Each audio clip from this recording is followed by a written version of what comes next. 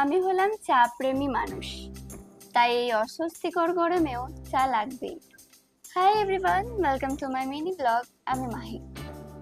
পরন্ত বিকেলে সূর্য পাহাড়ের গায়ে ঢলে পড়তেই স্নান সেরে ফ্রেশ হয়ে আজ একটু শাড়ি পরলাম। শাড়ি পরতে বরাবরই আমি পছন্দ করি, বাট খুব একটা পরা হয়ে ওঠে না। আমার আগের দিনের একটা ব্লগে আমি শেয়ার করেছিলাম আসামের একটা চা বাগানের ভিডিও। সেখান থেকে আমি একটা চা কিনে চাটাই টেস্ট করে দেখবো। এই চাটার নাম ইংলিশ ব্রেকফাস্ট টি। চা তো অনেক রকম ভাবে অনেক কিছু দিয়েই খাওয়া যায়, আদা, এলাচ এটসেট্রা। বাট আজ এসব কিছুই না, জাস্ট বিকজ চায়ের আসল টেস্ট কিছু আছে কিনা দেখতে হবে তো।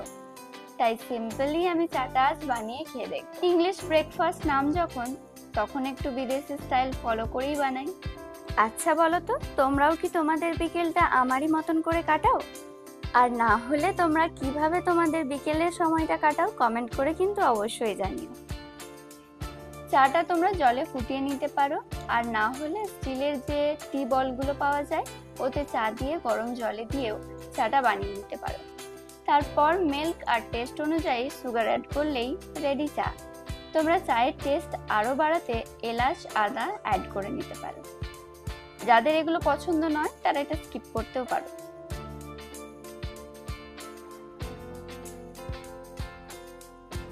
চা তো বানালাম, এবার টেস্ট করে রিভিউ দেওয়ার পালা।